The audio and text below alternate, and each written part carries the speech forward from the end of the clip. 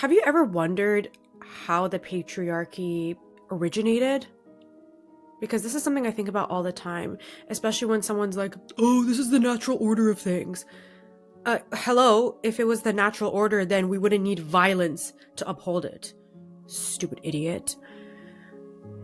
So, the patriarchy began about 10,000 years ago when an asteroid fell on the Earth and made everyone stupid.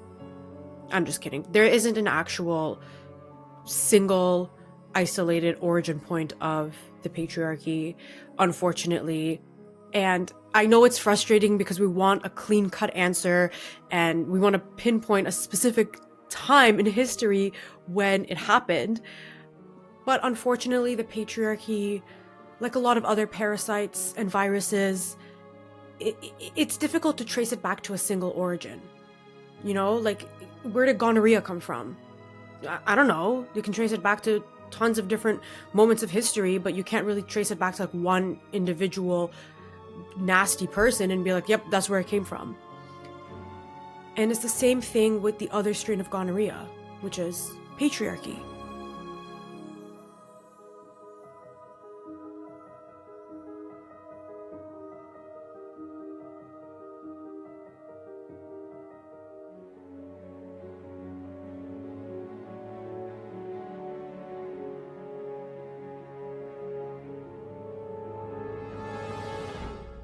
So about 10,000 years ago, and I'm not talking about the made-up asteroid, about 10,000 years ago, humans lived in hunter-gatherer societies.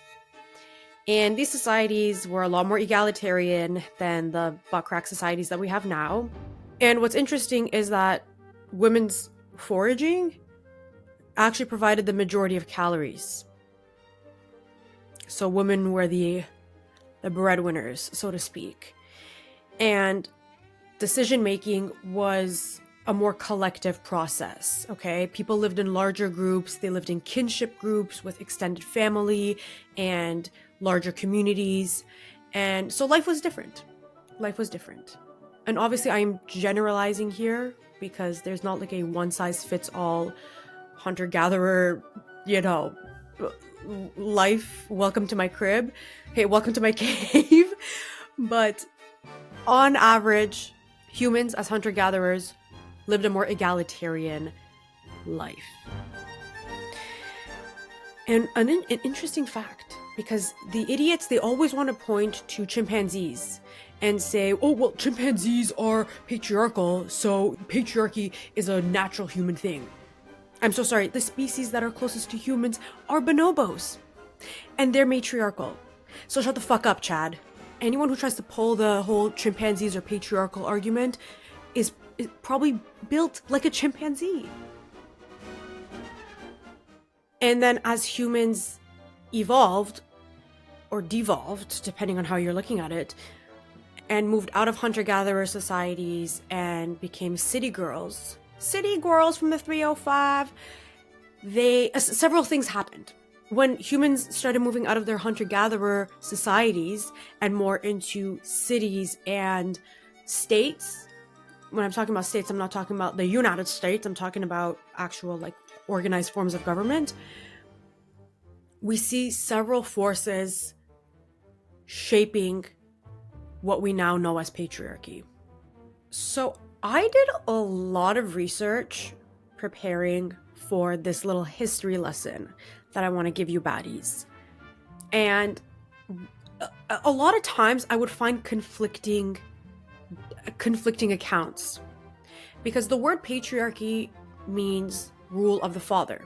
But based on the research that I did and the evidence that I found, that's a little bit of a misnomer, because patriarchy, or what we generally think of as the rule of men, right, giving men a disproportionate amount of power, that actually came from the state when we became city girls, and then it filtered into the family. That's one account of it.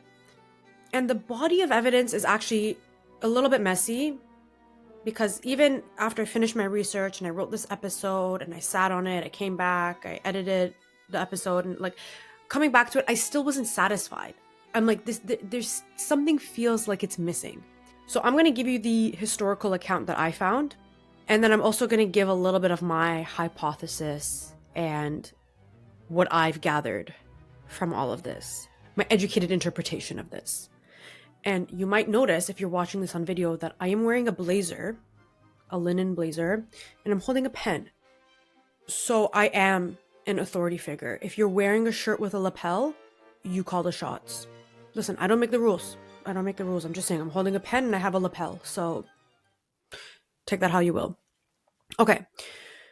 So like I said, as humans moved out of their hunter-gatherer societies and into organized states, a few things needed to happen in order for these states to function smoothly and according to plan. The main thing that people needed to do was to act based on their defined role so that they could be of service to the state. So men were to fight in wars and women were to reproduce. Again, generally speaking. Obviously, is this for like the greater good? No. War has an agenda. Reproduction has an agenda. So this is not like some divine God-given, ordinance that came out of the sky and said, you know what, men have to go to war and women have to pop out babies. This is how states functioned and social hierarchies were created.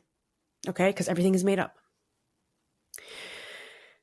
Now, the historical record shows that the first signs, at least the first signs that archaeological research has found, the first signs of women being treated differently from men can be found in Mesopotamia, which is now in modern day Iraq, Syria, and Turkey. There's these tablets, the tablets of, I'm going to pronounce it incorrectly, the tablets of Uruk, whatever. It's modern day Iraq. So these tablets, these are these administrative tablets that can be traced back to around 5,000 years ago. These tablets were administrative documents that had lists of the population and resources. So that's one of the earliest pieces of evidence that points to a bureaucratic society where elites began to count and classify and regulate populations and resources. Now, once these states begin to have surplus production and taxation and military mobilization and inheritance, this generates new pressures on reproduction, on property transfer, on control over women's sexual and labor roles. Because it all starts with the women. No woman, no society. No woman, no inheritance. No woman, no land. No woman, no humans. Okay? So instead of giving women their dues, they gave women their don'ts. They exerted control over women. And these things point to, they have a common denominator, which is ownership, because ownership carries power. Whoever has control, whoever owns those things that are deemed to have value, holds the power. And so we see this feedback loop because political power, military leadership, land ownership, these became the domain of men. Because men's role was to serve the state through military participation and obviously being involved in matters of the state. Women were relegated to the home to reproduce. So who gets the power in the public sphere? The menfolk. And so that creates this feedback loop because these male-dominated domains are the ones where ideology and policies and force come from? Does that make sense? Does anybody in the class have any questions? Not you, Dakota. Anybody have questions? I know it's like, it's a little bit of this like circular logic. And that's what I'm saying. Like when I did a lot, I spent the most amount of time I spent preparing for this series was on this part of this episode, because I just could not get to a satisfactory answer. Because this is kind of like circular logic, right? So that's one side of it. That's one side of the origin of patriarchy, which is the state. The other origin of patriarchy can be traced back to agriculture, because agriculture brought forth land ownership and surplus food production, which became central to power and wealth. Generally speaking, with agriculture came the division of labor. Men performed the physically demanding tasks, and women were domesticated and relegated to the home. Again, to the realm of reproduction. This is not to say, though, that women had no role in agriculture, because there's a lot of historical evidence that shows that women have always done agricultural work. So again, this is a little bit of a simplified account, but agriculture is one of the biggest forces that shaped patriarchy and shaped a lot of other cancers on our society. Because with agriculture, like I said, came property, private property, which is tied to inheritance. And men wanted to pass their property on to their sons, their legitimate sons. And so they would control women's reproduction. Why do you think women have their husband's last name? Why do you think children have the father's last name? It's not because the father gave birth to them. Let me tell you that. Okay? It's because the father shot out greed. Now, underlying these two forces, the state and agriculture, are other institutions that came along to further cement patriarchy, like marriage. Marriage is a social construct. Marriage is made up. It originated around 4,000 years ago to treat women as property.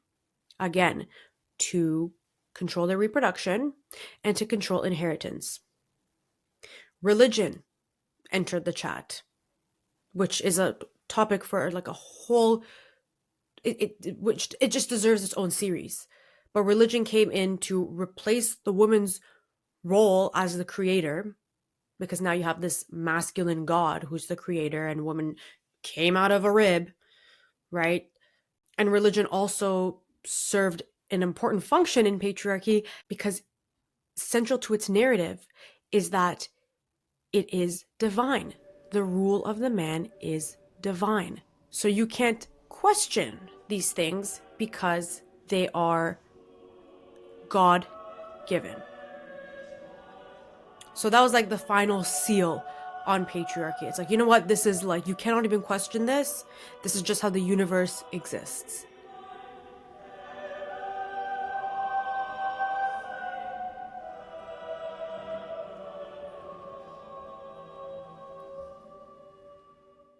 Now, my understanding of all this is that patriarchy determined the organization of servitude. Whether it's servitude to the state, or servitude to your husband, or servitude to a master, or to the land, or to the owner of the land. Patriarchy is the organization of servitude. Okay? It's how people organize societies that relied on physical force and control. Because it's not natural, like Chad wants to think, because it's not natural, you have to rely on violence. And who can monopolize violence? The people who are born with more physical strength. Right now, the state monopolizes violence. Like today, like at this present moment, the state has a monopoly on violence, because the police force is part of the state, the military is part of the state. If you want to take violence into your own hands, like owning a firearm, you got to go through the state. If you exert violence that the state doesn't approve of, if you assault someone or kill someone, the state will prosecute you unless your name is Chris Brown or McDonald Trump. Okay, well, in theory, you're supposed to get in trouble for it. But all that to say, when humans were moving out of hunter-gatherer societies, the monopoly of force was within the hands of the men. You can't question me. I'm wearing a blazer. You literally cannot question what I'm saying. You'll go to hell. I wasn't there thousands of years ago to tell you whether or not it worked. Like when the human lifespan was like 12 minutes and people were dying left, right, and center. I don't freaking know. Maybe this type of organization served its purpose at that time while we were still cavemen.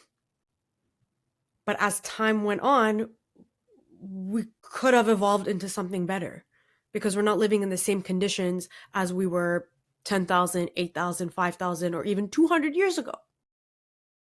So we're basically using an iOS that existed in 2000 BCE, and we haven't done a software update since then. Really stupid. So let's fast forward to today. You know what? Compared to the history lessons I've given on other episodes of this show, I feel like this one wasn't that chaotic or messy. I need to do better. But anyway, let's fast forward to today. I promise some messy nonsense and gibberish is going to come. Just you wait.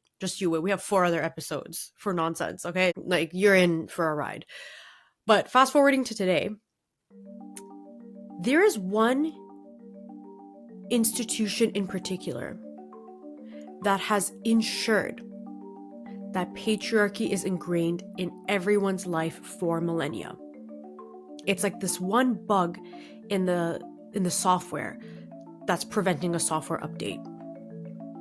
And that institution is the family.